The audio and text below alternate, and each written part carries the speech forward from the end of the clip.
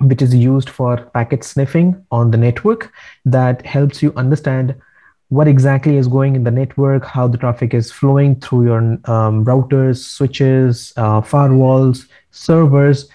Doesn't matter, any device which has a network connection or can be connected to the network, you can tap into it and you can take a capture to it. Okay, so that's the whole point of taking a capture, to understand how well your network is working, and if in case something goes wrong, how do you troubleshoot, how do you fix the problem, and get some facts to understand that is it a problem on the network or is it not a problem on the network. That's the whole idea or the concept behind using the Wireshark as a software. Okay, so let me quickly go ahead and share my screen. Let me go ahead and tell you what exactly a Wireshark looks like and all that stuff, in case you guys are not aware of that. And then we'll go ahead and dig deep into how do you open, how do you capture information, how do you look into the information. This is what we are going to cover in today's topic. All right, so hardcore technical is the only thing which you can expect from today's session. Okay, so let me go ahead and share my screen over here.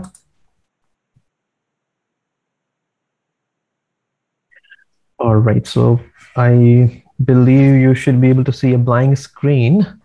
The screen is available. Yeah. Okay.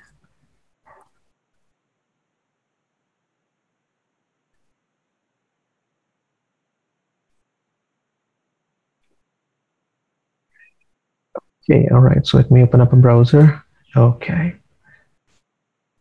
All right, so just go ahead, Google Wireshark. Okay, so you will get this kind of a page where you would see the first link, which is called as Wireshark Go Deep. Okay, so let's just go ahead and click on it. Okay, see, so this is the home page of Wireshark. This is the place where you can go ahead and download the software for you. Okay, so you can click on the download and this the software will start downloading for you guys. Okay, now once you do that, there are a couple of things that you need to know about how exactly the Wireshark works. But before we go ahead and understand how exactly you look into the look into the Wireshark, and what do I have to look into the Wireshark, right? Let's just do a couple of questions, a little bit of interactive session on, you might have heard about a model which is called as an OSI model. Now, why do I discuss the OSI model?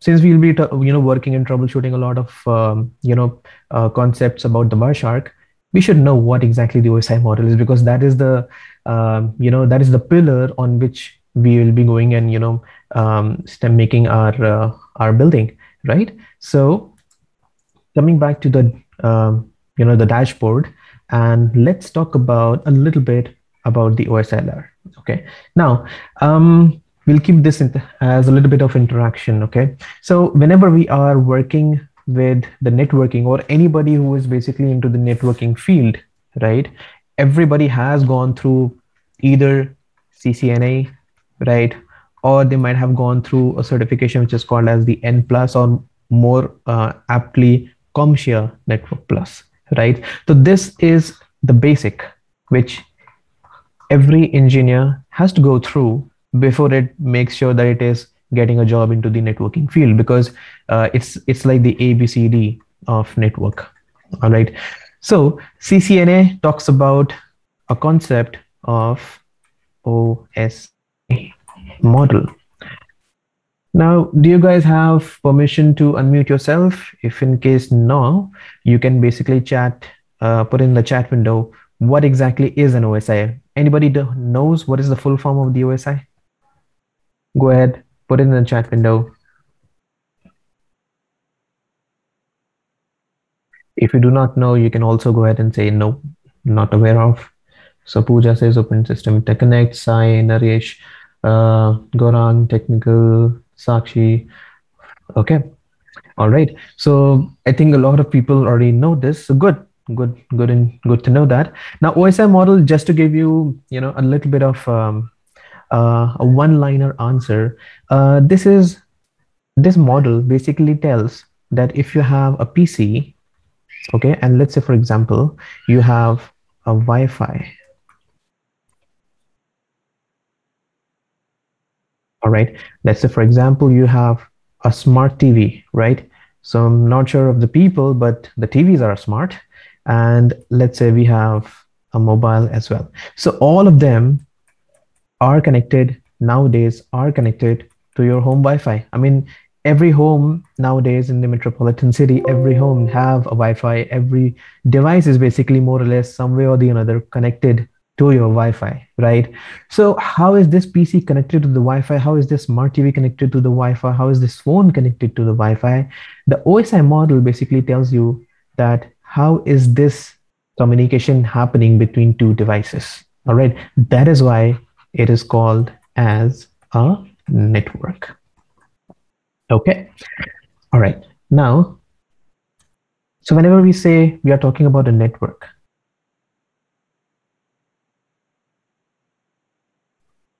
so whenever we are, am I audible? Yes, I think yes. Okay, all right. So whenever we are talking about the networking, right, we always think about devices, all right, and those devices are able to understand and communicate with each other, right? So how do I do that? With the help of something which is called as the OSI model. Now, let's say if anybody can put in the chat window, how many layers do we have in the OSI model? Oh, great. Before even I can finish up my question, a lot of people have said, wow, 8. Who is that? Okay, so no, not 8, but I would say most of you have given the right answer of 7. That's absolutely right. Okay, now 7 is the number of layers that you have. Now go ahead and tell me what are the layers. Let's just keep it more interactive. What is the first layer?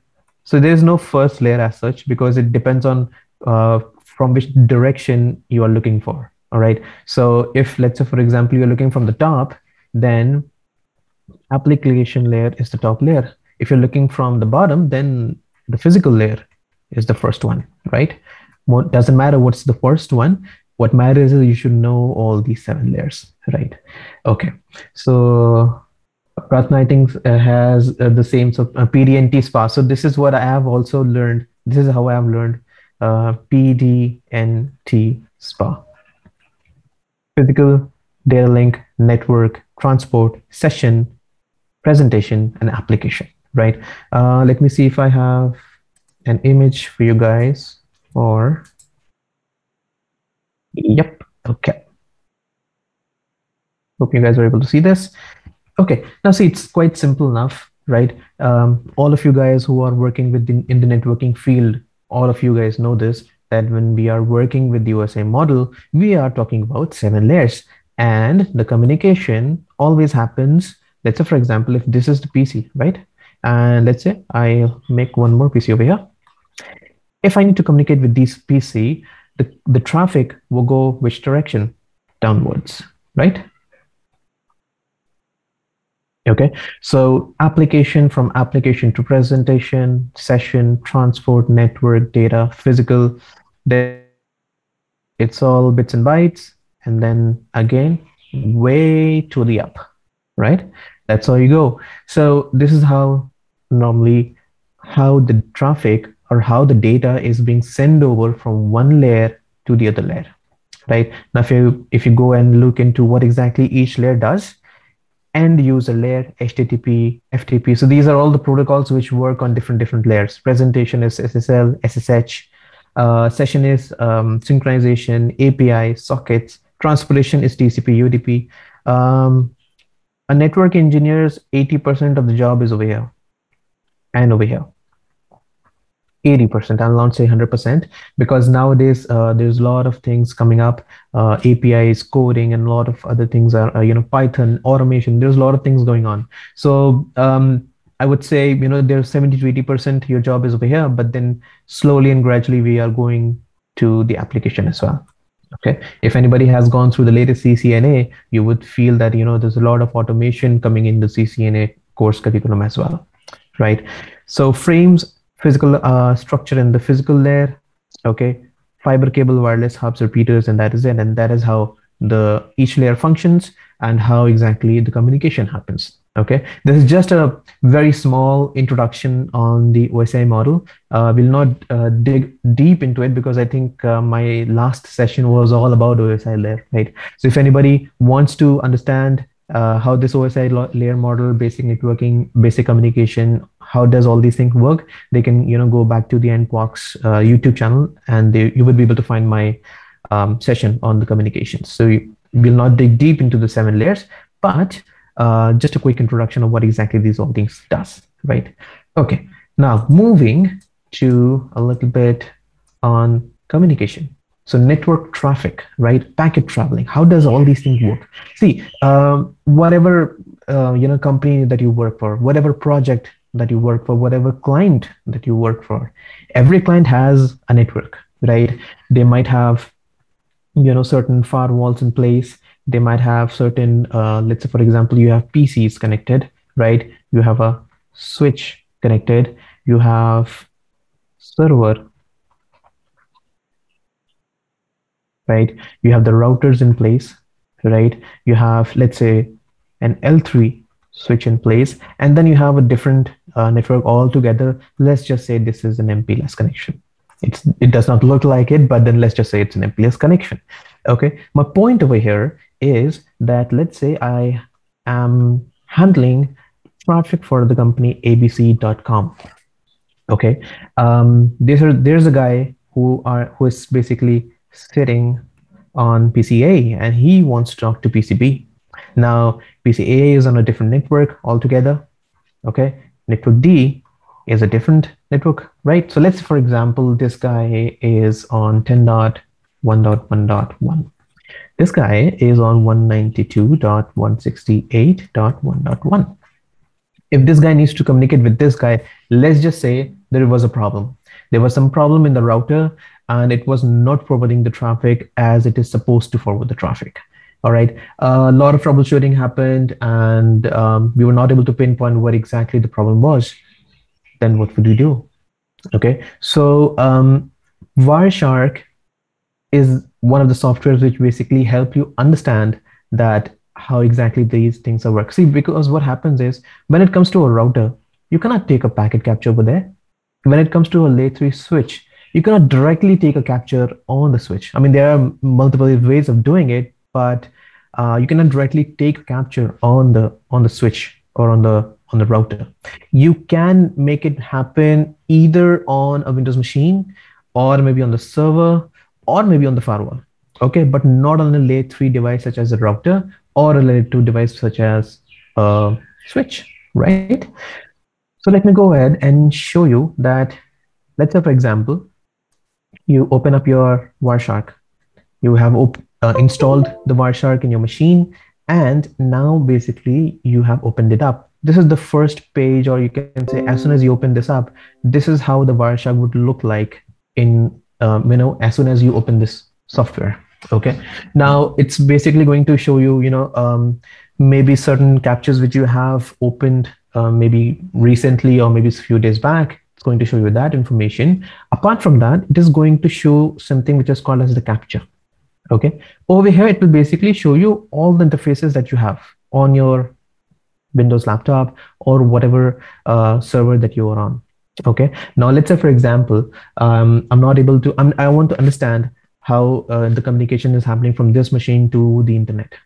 Okay, now tell me one thing. If you guys are all working in the networking, have in your career experience in the networking field, has anybody got a question from the interviewer? The interviewer says, hey, you know what? I open up my laptop, I type in google.com, and now tell me what is happening. Has anybody got this question? Say yes, no, maybe. Yes. Okay, a lot of people. Good, good, good. Okay, so there is a theoretical answer to it that, what happens first? DNS request, right? What happens next? DNS response. What happens next? HTTP request. What happens next? HTTP response, right? So how does exactly all these things are? It's like theoretical.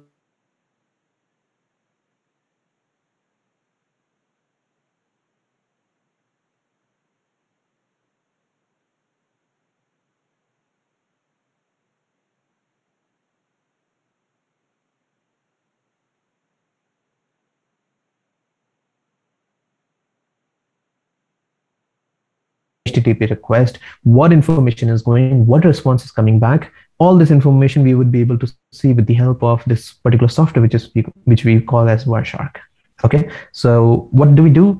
If in in our case, if you need to take a capture, you need to first of interface or the Wi-Fi adapter, or if you're connected to an Ethernet cable, then maybe the Ethernet cable that you have. So I have a local area connection 9 and 3. I do not use these, so that is why you are seeing this blank, no.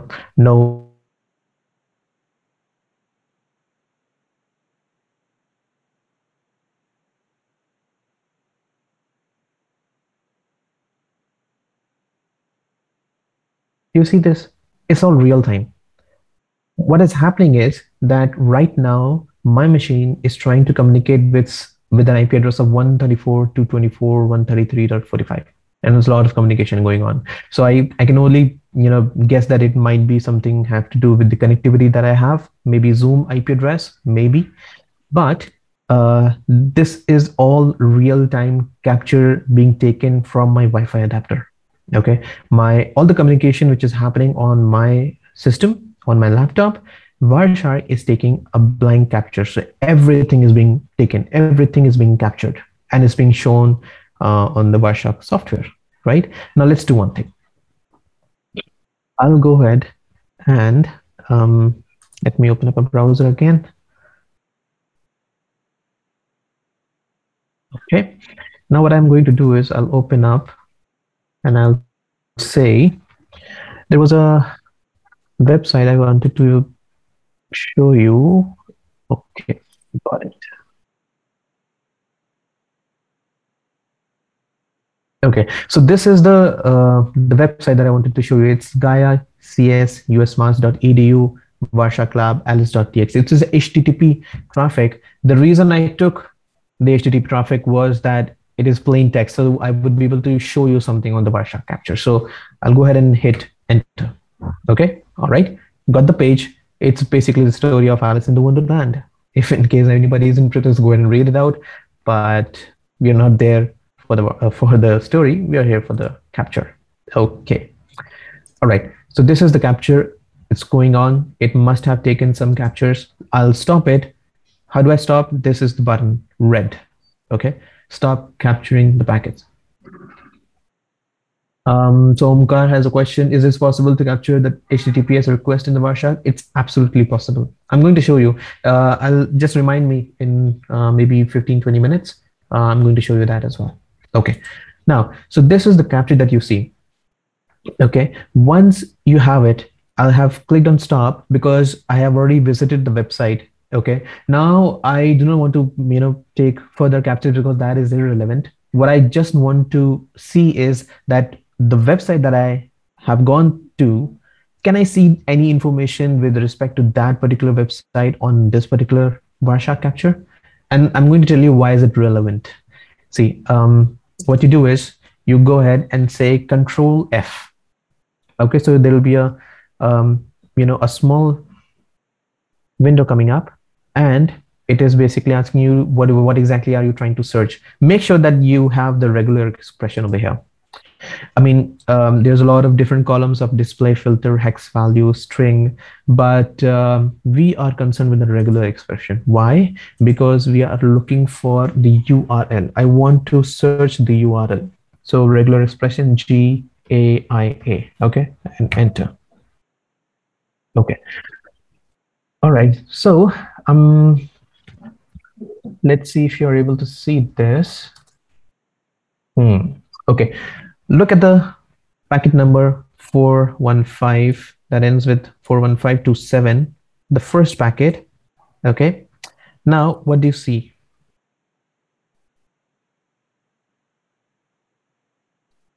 Let me make a little bit of distance over here. Yeah. Okay. All right. Now, what you are seeing over here is basically the information about the packet number, which is the first column.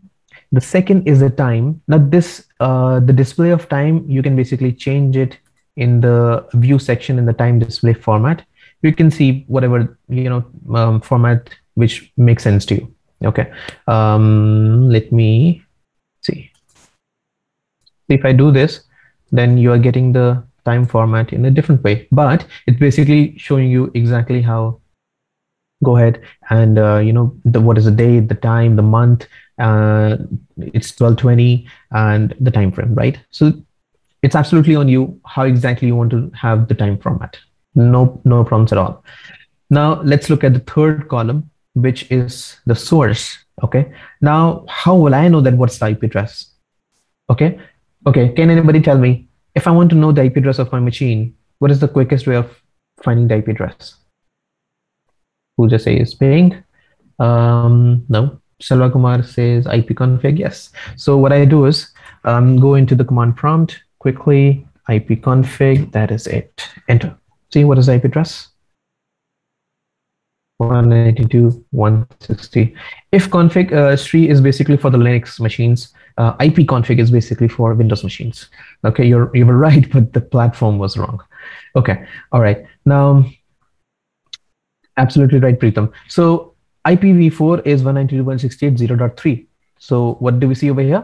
Source column 192.168.0.3. Absolutely right. So I know that, okay, the traffic that I'm seeing over here is getting originated on my machine, or my IP address is basically originating. Now, theoretically, we all know that whenever we are putting google.com or whatever website name that we are doing, the first thing is the DNS request, right? We know this theoretically, but let's just have a look into it. Okay, let's see from our own eyes how exactly this thing looks like in a network layer. If in layer 3, how does it look like? So you can see the destination is 1.1. What is 1.1? Again, ipconfig/all. What do you see?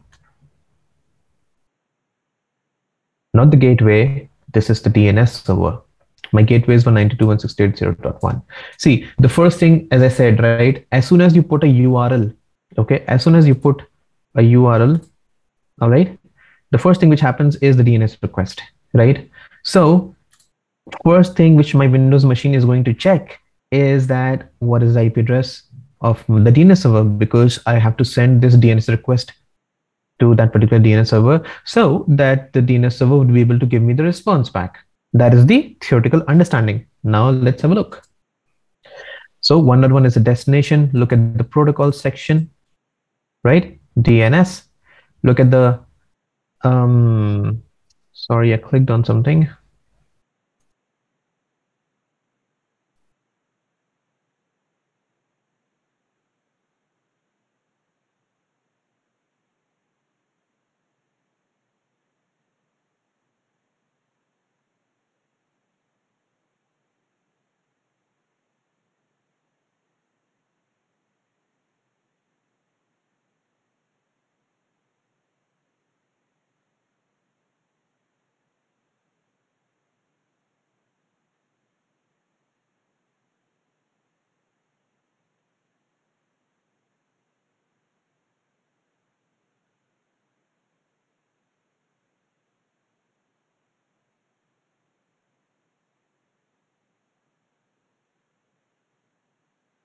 Phone book. Recording in progress. And what does that on information it has? It has the name of our friends, relatives, and the number, right? So this is exactly what happens in the A record of the DNS as well, right?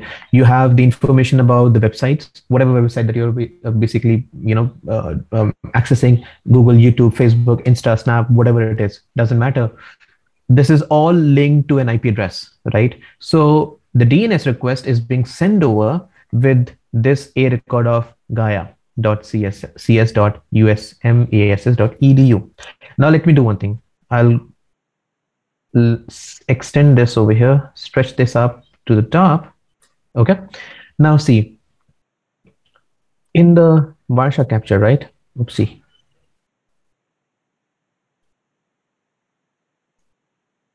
In the Wireshark capture, we just saw, that we have something, the protocols, application, presentation, all that stuff, right? Then you have TCP, UDP, IP, frames, everything. Now look over here. At the application level, we see the DNS, the presentation session, then the transport, fourth layer, third layer, right? Let's see the same information over here.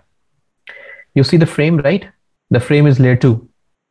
Then you see the Ethernet, right? So the frame header has the information of Ethernet. What does Ethernet has? Source MAC address, destination MAC address. Am I right or not? Yes or no? Everybody is able to follow this? Yes, good. Now, if you open this Ethernet packet, what would you get? You'll get the Internet Protocol, right? So now Internet Protocol has information about what? The source IP address and the destination IP address, right? Now, if I, what do you call that? Decapsulate the Internet Protocol as well, what would I get? The UDP packet, right? Now, UDP, what is UDP? The source port and the destination port, right? Now, if I decapsulate the UDP packet, I'll get which protocol? The application protocol. What protocol we are working with? DNS. Okay, so now with the DNS, if I decapsulate the DNS, I would actually be able to see the text, the data, the actual data which is being sent over. Okay, so if I open this up, okay, you see the transaction ID, right? 8683. So just this is a way of making sure that all the see, there's not just one DNS request which is going out. There are multiple DNS requests which is going out. So the system needs to know that what request is mapped to which response. That is why it has to have an ID. Okay, so for the website that we were accessing, the ID which was given was this 8683. All right. Okay. Now we have something which is called as a flag. Now flag is basically, it's a DNS request, right? So you'll have a request flag, right? All right. Now let's go ahead and see the standard query. The question is just one question. The question says, what is the IP address? So look at the query section. So let me go ahead and open this up. It says gaia.cs.emsn.edu type A class IN. So class IN basically means in the Indian location, I want an IP address of this website. Okay, so if I open this further, I would be able to, okay, I would be able to see this information. Now, name, this, length, label count, doesn't matter, don't bother about this. Type A, see, this is what I was talking about, DNS A record. All right, so it is asking that, hey, DNS 1.1, can you resolve this name to an IP address? This is a request which is being sent over. Now, Wireshark, what it does is, it is also showing you, it's intelligent enough to tell you that, hey, you know what? The request which you are able to see, the response to that is on 41813 number packet. Okay, so if I go into the left section, the information was, or the packet number was 41527. Okay, now it says the packet response to that packet is on 41813. Now just think for a second. Just take a pause. Think. The packet number is 41527, right? So it's like 41,527 packet, right? What is the packet number for the response? 41,813. So in a way, it's like more than, it's approximately 300 packets has been sent between this DNS request and DNS response. And have you figured this out, that as soon as I put the request, the website URL, right, within a second, I was able to get the response and I was able to get the page. But you can see that in that second, there were 300 packets which is already being captured by the Wireshark capture. So there are millions of packets which is being captured per second, right?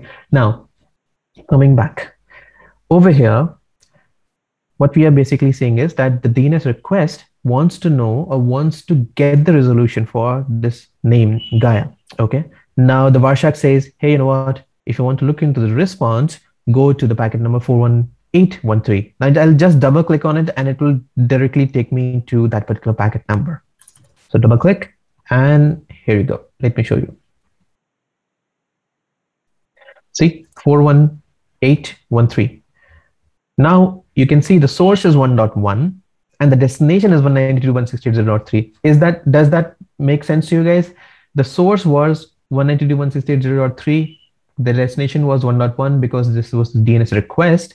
but now we are getting the DNS response. So automatically the IP address gets reversed with the source and the destination, right? Everybody clear? Doubts? Good. Okay. Now what I'm going to show you over here is that 41813. Okay. If you double click it, it's basically, open up a new window and it's going to show you the same information, but I'm going to show you over here. Okay. So let's look over here again. So frame, if you can open this up, it's going to basically tell you information about, so time delta, do not bother. Maybe we can take another session for the Wireshark. Time delta is basically the difference between the packets. Okay. Do not bother. That's fine. Okay. Now it's going to tell you the protocol or the Ethernet, the type, what is being used. So you can know that the Ethernet type is IP, UDP, and DNS. So always remember, whenever you are learning OSI model, right? And I'm not sure if you have got this question, but normally my students have said that a couple of companies like TCS, Accenture, they did ask that how if the data is going from one layer to the another layer, how exactly the layer knows that which protocol it is coming with. See, this is the place where this is the player where the frame is telling the layers, hey, you know what? I have IP, I have UDP, I have DNS. Okay. You will not get this information anywhere else but on the Wireshark. Okay. And you can very well go ahead and say this information, maybe, if in case you're in the interview, you can basically say, hey, you know what, I can take a capture and in the frame, I would be able to get the Ethernet type, the IP, and all the protocols which is being used. Okay. All right. Now, the next is the Ethernet. If you open this up, you will get the information about the source MAC and the destination MAC. You can see that this is Intel, right? Then this is TP-Link. So basically Intel is my adapter and TP-Link is my gateway. Okay. Then you have protocol is going to tell you the information about the source IP and the destination IP and the IP header. Okay. Whatever information that you would basically see in the IP header, you would see the same information over here as well. Anybody has heard about TTL? Time to live. This is what TTL is over here. 58. Do you know what this means? It means, just to give, I mean, I know the full form time to live, but what it means in, in just one line, absolutely right, Piyush. So it means 58 hops, meaning if the communication between my machine and the DNS server is more than 58 hops, 58 devices, I'm going to drop this packet. Okay, so basically I'll never get a response back, but fortunately I haven't had to go through these many devices, so that is why TTL is 58. Okay, Naresh has says the same thing, number of hops. So it's not hope, it's hop. Do not ummeed nahi deni hai. Okay, so coming back, see, this is the source address, the destination address. Okay, then you have the UDP. Again, I'll extend this, expand this, you get to know the source port 53. So I know source port 53 basically means it's the DNS port. Destination port is the port that I started off, the client machine started off with this particular port. Okay, now I'll open up the domain name system. Just squeeze this so that you would be able to see. Okay, let me minimize all this. Okay, so domain name system, this is the response. Transaction ID C8683. So the system knows that, okay, I have a request for 8683. This is how the Wireshark also knows that the transaction ID matches. Okay, it's the response for this particular DNS request. Okay, all right. So now let's have a look into the answer section. So it also shows you that the query, what was the query made? Okay, and it's going to show you that the query was for Gaia, and I have the IP address of 128.119.245.12. Okay, so I got this information from the Wireshark that, okay, the DNS request was made for this particular website, and this is the response which I have. Okay, all right. Now what I'm going to do is that, let me lower this down. Okay, so I know what is the IP address, 128.119, right? So what I'm going to do is, now I'm going to basically search for an IP address which is 128.119.245.12. Okay, why do I need to search for this? See, because it's a website, right? I'm accessing a website. So the first thing was the DNS request and the response. So we know that, okay, this is the DNS, this is the response. I got the IP address as well. Now, what is the next step? It's the HTTP request, right? So how would I see that? I just need to filter this 128. So I'll just scroll a little bit and see if I'm able to see this IP address 128.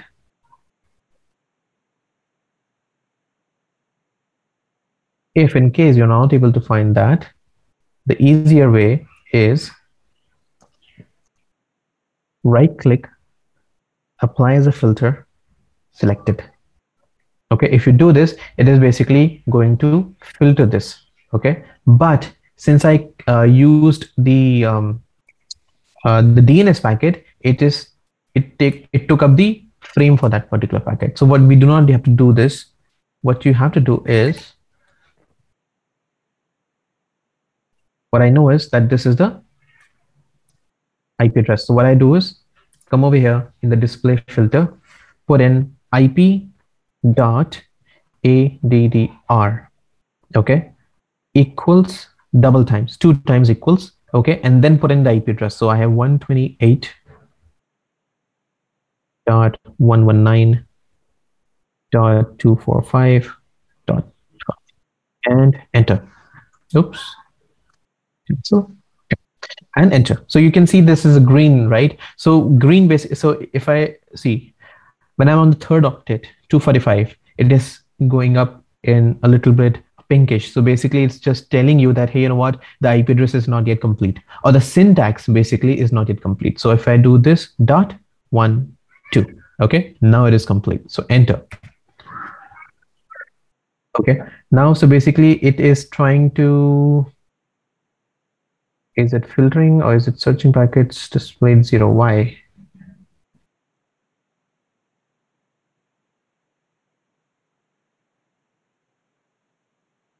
Okay, so for some reasons it is not showing the request. Oh, I know why. I know why. Okay, so before the session I already tried doing this just to make sure that, you know, that all the steps are fine or not. What happened was it got cached, right? So if it is cached, it is not going to show you. So what I do is I flush the DNS, right? So ipconfig, what's the command? Flush DNS. That's it. Successfully flush the DNS resolver cache. Okay, so it is not going to take anything which is from the cache. Okay, what I have to do is I have to basically start the capture once more. No problem at all. Continue without saving. So I'm not going to save this. Continue without saving. Okay, see, capture started again. Okay, what I'll do is rather than using this, I'm going to use the incognito window.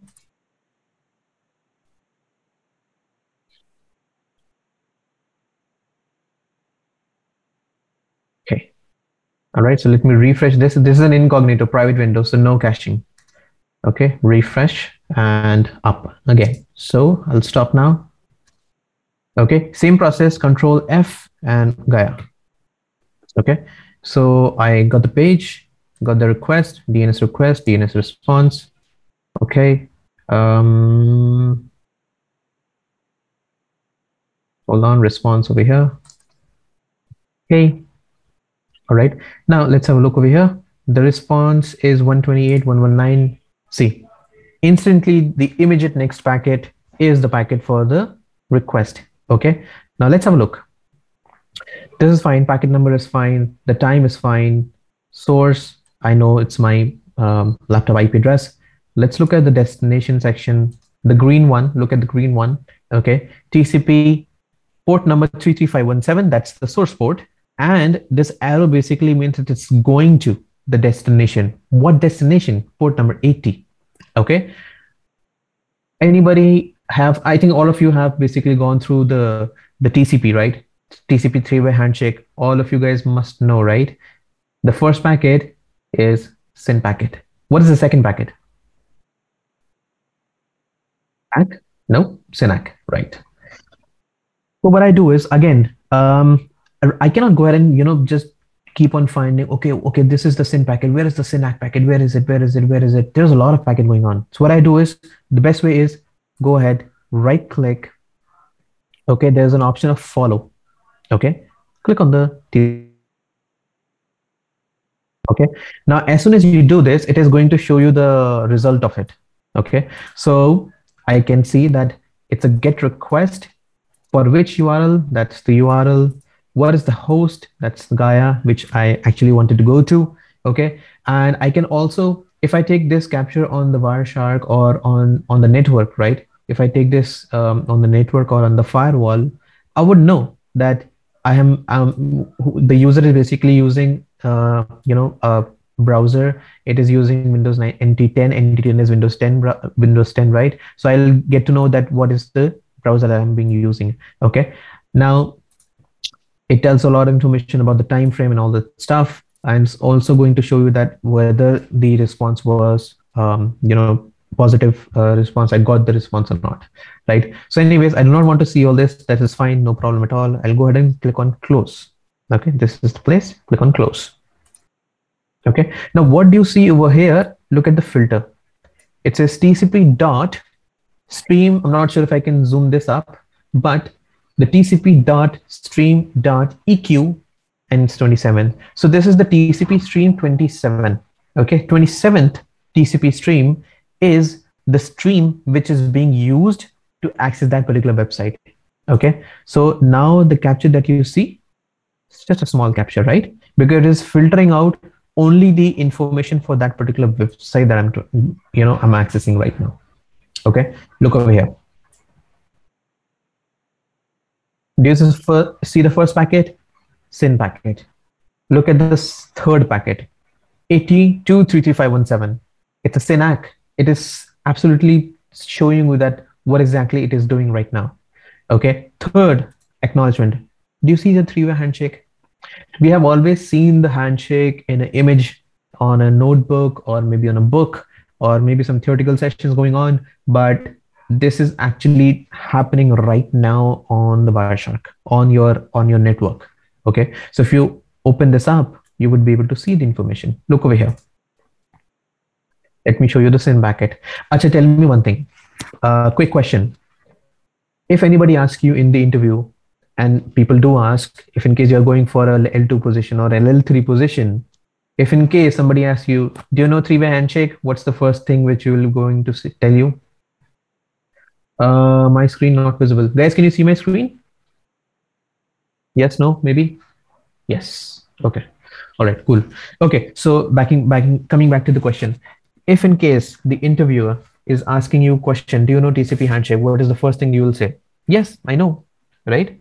But if it says, okay, tell me the first packet, you say it's a SYN packet. And then the interviewer says, okay, tell me more. What is the first packet? What information does it go in the first packet? So you say, it's a SYN packet. Okay, what else? Then you are like, okay, there's something else apart from SYN packet. Now let me show you guys, what is it in the SYN packet? See, this is the transmission control protocol, right? Open this up. You see the source port. Okay, everybody knows that theory. Destination port, everybody knows that. Fine. Okay, now let's have a look on over here. Do you see this sequence number? That's 0. Okay, then you have a sequence number which is raw, and then you have a good number, right? See, this information, the raw information, okay, this information is basically the actual number, the actual SYN packet or SYN number which is going 964510885. But what does the Wireshark do? It basically knows that, okay, this is the starting of the packet. This is the starting of the three-way handshake. So to make it easy for the user or the administrator who is looking into it for troubleshooting, let me make it easy for him. So it says 0. Okay. Now it is also telling you that the next sequence number, see, anything which is in the bracket, you know, this square bracket that you see, this is Wireshark. This is not the actual packet. Okay. This is Wireshark way of saying, this is what I predict, or this is what I got to know from the packet. Okay. All right. So next sequence number is 1. We all know that from the basics of the three-way handshake, there's a SYN, there's a SYNAC, and an ACK. So there's always a SYN packet going on. SYN plus 1 is acknowledgement, right? So it is going to show us that. Then it says it also shows you the acknowledgement number, right? Then look at the length, the number of the byte which the TCP header is taking up. Okay, it also shows you the window. How much size is the window? Okay, TCP window. Now look over here. Do you see this option? This is the most important section in the TCP SYN packet, or the first packet. Okay, do you see this? TCP option, maximum segment size. Have you guys heard about this maximum segment size, MSS? Anybody has heard about this? If anybody has gone through the TCP header, you might have heard about this, right? So the TCP header, right, has information about MSS. If you guys have not about this maximum segment size, see, maximum segment size is basically the amount of data that the TCP header can take it up.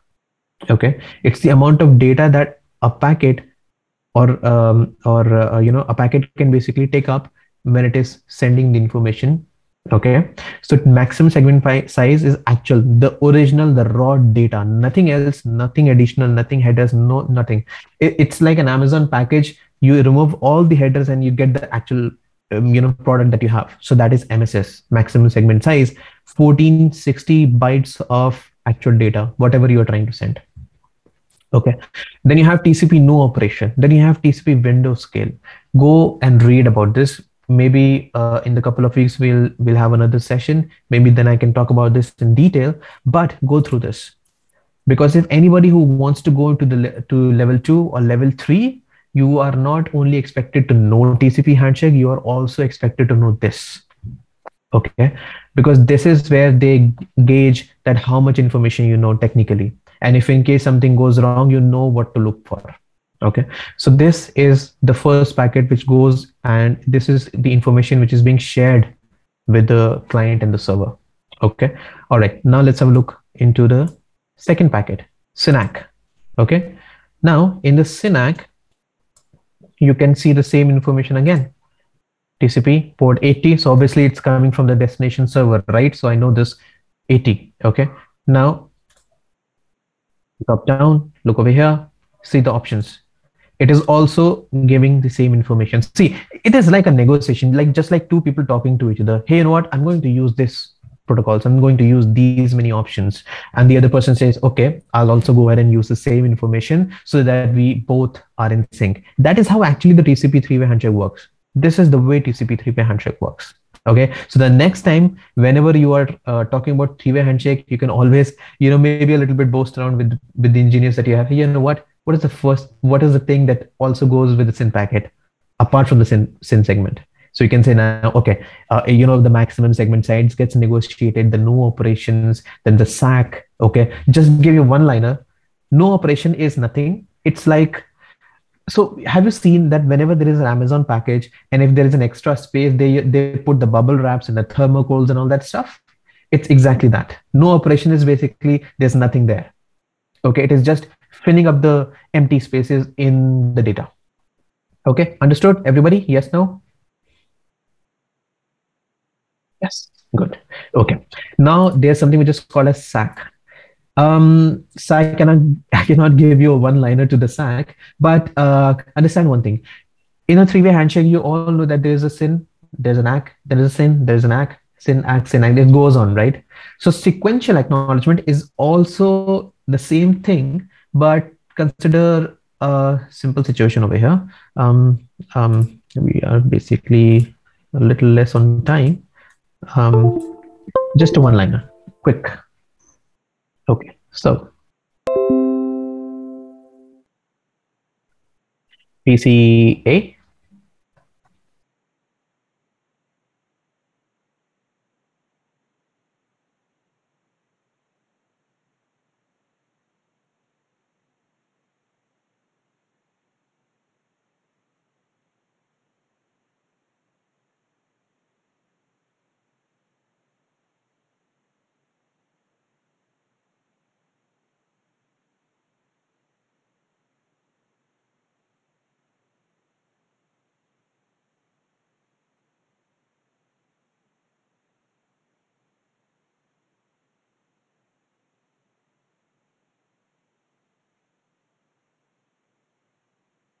Recording in progress. S2 as an acknowledgement.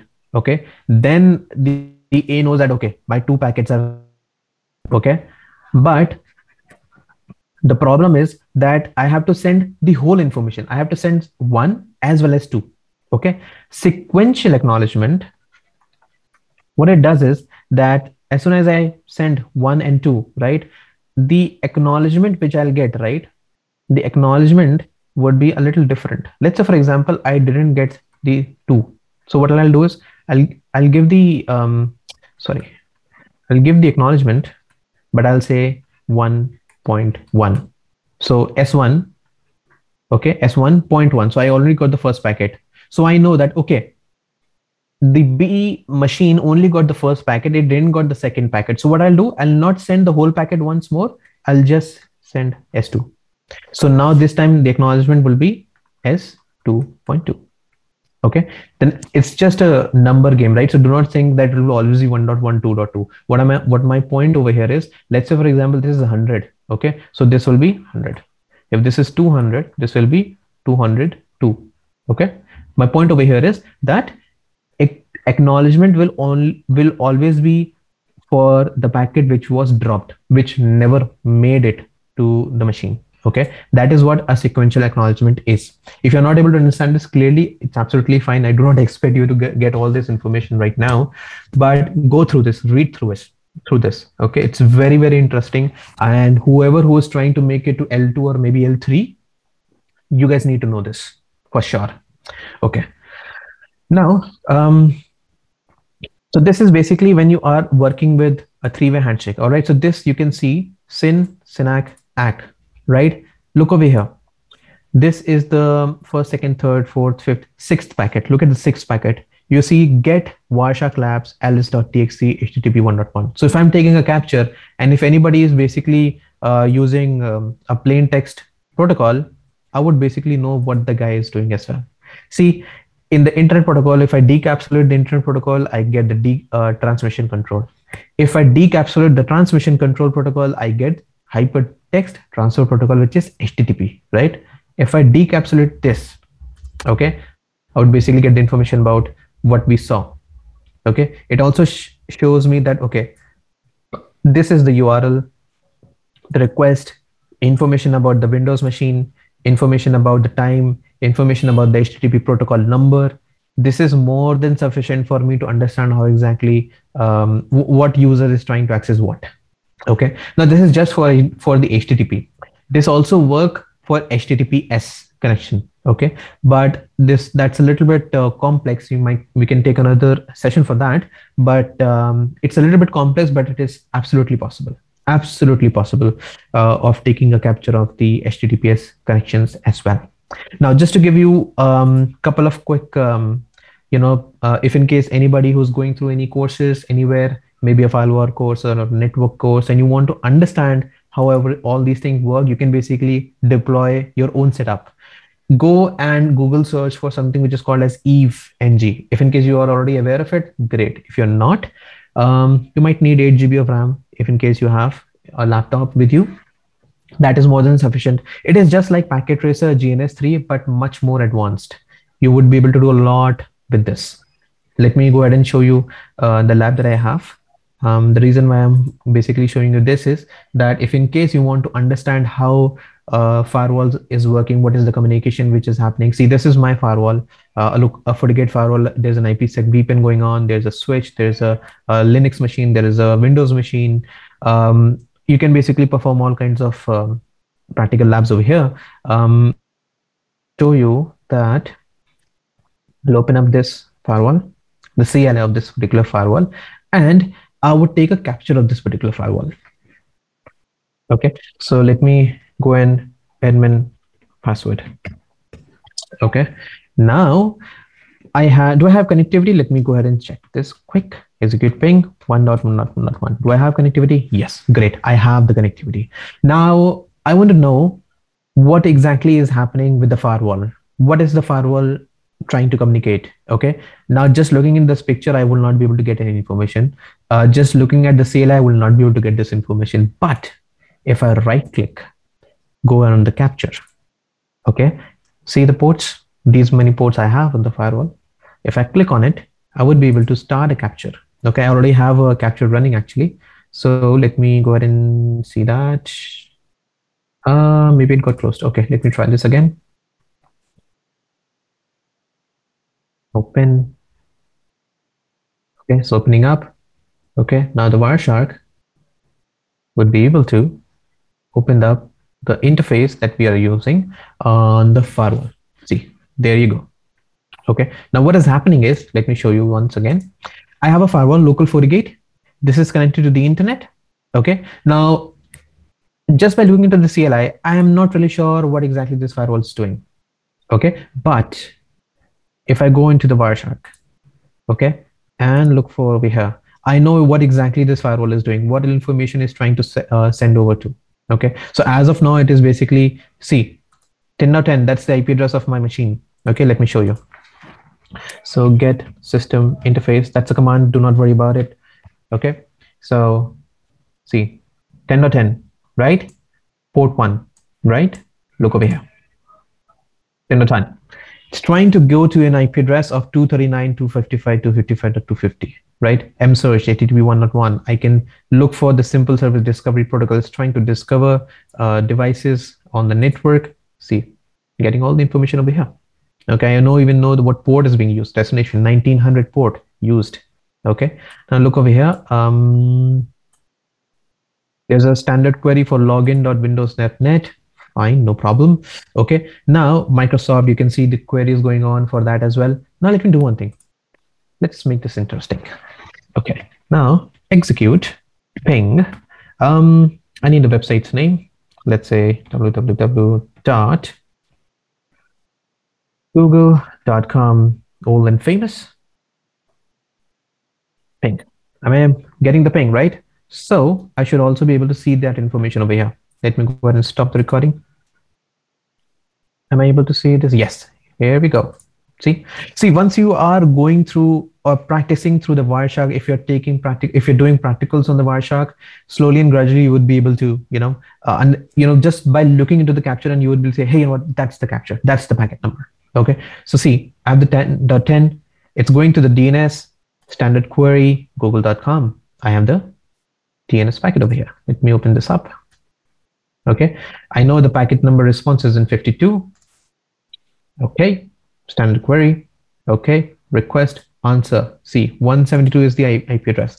Now, what is the next expectation? The expectation is that what I did was I ping, right? So the DNS resolution was done 172.217, right? Same IP address. Good. Now the next packet should be ICMP, right? So let's see. There you go. ICMP packet. It's basically going to tell you everything. Okay, look over here. Internet control message protocol. Look over here. There's a lot of information. I would highly recommend go through this ICMP. How does ICMP work? Because let me tell you one thing, guys. If you know how does ICMP work in the Wireshark, if you know how TCP three-way handshake works in the Wireshark, let me tell you, you will not be able to hesitate anywhere whenever you are going through an interview, and if the guy is trying to confuse you, will not hesitate. You will know what exactly happens because you have seen it with your own eyes, right? So this is the information that you should know. Okay, look over here. They identify. So this is just like an identification for the system so that it knows that, okay, which packet is being used for which packet. Okay, so you can see the ICMP ping request. Then I have the reply. Okay, request, reply, request, reply. Okay, so I know exactly what the through the Wireshark, what exactly the firewall is doing right now. Okay, you can do this. You can create your lab. You can do this on your LAN PC as well. You can use this on the Linux machine as well. If you always try to do your practicals with the help of this Wireshark and EVNG, you'll not only know theoretically what is happening, but you'll also know what exactly is happening on the network level, on the layer 3, on the layer 4, on the layer 7. And if you know, and if you keep these captures, if you save, you can save this as well. What I used to do when I take a capture, and if I know that, okay, how exactly this thing is working, go to the file, click on save as. Okay, and it is going to basically save this information, whatever that you want to give this name. Let's say firewall ping. Okay, packet. That is it. Click on save. That is it. You have a working set of packet capture of how exactly a firewall is able to communicate with a particular destination. Okay, so this is how keep your learnings. Maybe in the couple of months you would be able to understand all the protocols, how exactly everything works. Okay, you don't have to cram it up, you do not have to Google search, and you do not have to look for theoretical session of how things work. Just take a Wireshark capture. You would be able to understand all the basic networking concepts, and once you are done with that, you will automatically feel within 2 months or 3 months you are getting better at your job.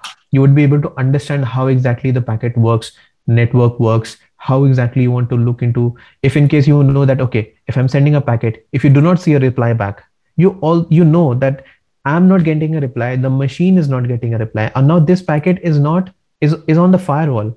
So if the traffic is going through the firewall and you're not getting a reply back, you know that this is not something which is a problem on the firewall. It's a problem on the upstream device. If you have a router on the next session, or if there is a upstream router, you might have to look for whether the traffic is getting blocked over there. Okay, or maybe the next server would, if it is trying to send the packet response or not. Basically, you will be able to pinpoint where the problem is. Okay. All right. So guys, that was it for today. I tried to put a lot of things in the 1 hour. Maybe in the next session we'd be able to extend a lot of things.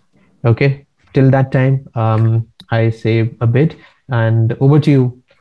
And this is from my side. Yeah, thank you, everyone. Thank you, Rakshit. So guys, quick feedback on your screen.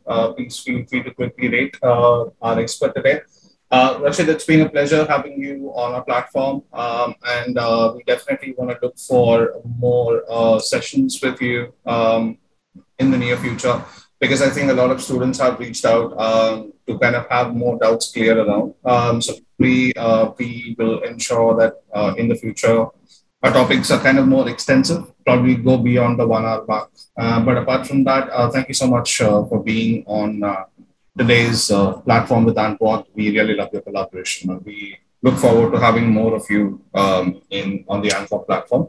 So guys, the recordings will be available on the Antwort website. If you go to the Antwort website, on the top right corner, you'll find something called upcoming masterclass, and the video will be available in 2 to 3 days. People who registered with their email address will also receive the respective certificates of their email. Apart from that, thank you so much for your time. Thank you so much for attending. Thank you so much once again, Rakshit. It was a pleasure. Thank you.